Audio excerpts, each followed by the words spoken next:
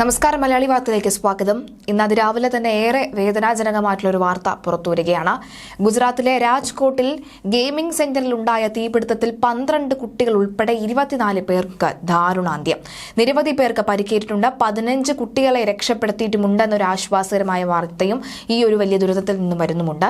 ഒട്ടേറെ പേർ കുടുങ്ങിക്കിടക്കുന്നുണ്ട് എന്ന പ്രാദേശിക മാധ്യമങ്ങൾ റിപ്പോർട്ട് ചെയ്യുകയാണ്. രാജ്കോട്ടിലെ TRP ഗെയിമിംഗ് സോണിലാണ് ഇന്നലെ വൈകിട്ട് ഈ സംഭവം നടന്നത്.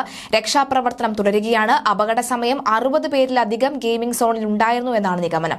മരിച്ചവരുടെ കുടുംബാംഗങ്ങൾക്ക് 4 ലക്ഷം രൂപ, പരിക്കേറ്റവർക്ക് 50,000 രൂപയും അടിയന്തര സഹായം നൽകുമെന്ന് ഗുജറാത്ത് മുഖ്യമന്ത്രി ഭൂപേന്ദ്ര പട്ടേൽ പ്രഖ്യാപിച്ചിട്ടുണ്ട്. അവധിക്കാലമായതിനാൽ തന്നെ സെന്ററിൽ ഒട്ടേറെ കുട്ടികൾ എത്തിയിരുന്നു. AC പൊട്ടിത്തെറിച്ചാണ് അപകടമുണ്ടായതെന്നാണ് സൂചന. കൂടുതൽ വിവരങ്ങൾ വ്യക്തമായിട്ടില്ല. യുവരാജ് സിംഗ് സോളങ്ക എന്നയാളുടെ പേരിലുള്ളതാണ് ഗെയിമിംഗ് സോൺ. ഇയാൾക്കെതിരെ കേസെടുത്തിട്ടുണ്ടെന്നും കൂടുതൽ അന്വേഷണം നടന്നു വരികയാണെന്നും പോലീസ് അറിയിച്ചു. അന്വേഷണത്തിന് പ്രത്യേക സംഘത്തെ നിയോഗിച്ചെന്ന് മുഖ്യമന്ത്രി പറഞ്ഞു. മൃതദേഹങ്ങൾ തിരിച്ചറിയാനാകാത്ത വിധം കത്തിക്കറിയ നിലയിലാണെന്നാണ് അറിയാൻ സാധിക്കുന്നത്. DNA പരിശോധന വേണ്ടി വന്നേക്കും. സെന്ററിന് NOC ഉണ്ടായിരുന്നില്ല എന്നും കണ്ടെത്തിയിട്ടുണ്ട്. താൽക്കാലികമായി നിർമ്മിച്ച ഗെയിമിംഗ് സോൺ പൂർണ്ണമായും മരം കൊണ്ടാണ് നിർമ്മിച്ചത്.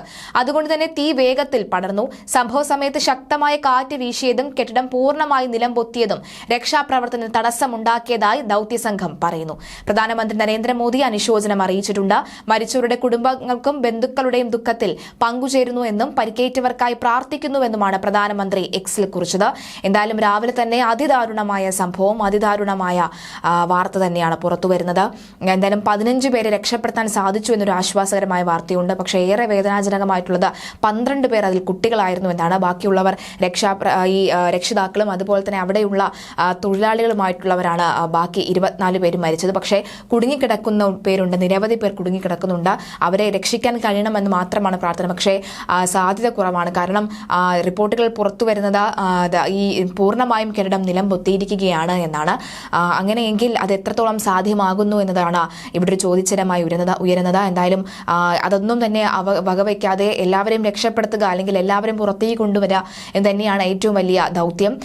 ഈ കിട്ടിയ മൃതശരീരം തിരിച്ചറിയാൻ പോലും കഴിയാത്ത വിധം അത്രയും ബുദ്ധിമുട്ടായിട്ടുണ്ട് എന്നാണ് മനസ്സിലാകുന്നത്. DNA ടെസ്റ്റ് അടക്കമുള്ളവ പരിശോധനയ്ക്ക് ശേഷം ബന്ധുക്കൾക്ക് മൃതശരീരം വിട്ടു നൽകാനുള്ള നടപടികൾ ആരംഭിച്ചിട്ടുണ്ടെന്നാണ് ഏറ്റവും ഒടുവിലായി മനസ്സിലാകുന്നത്.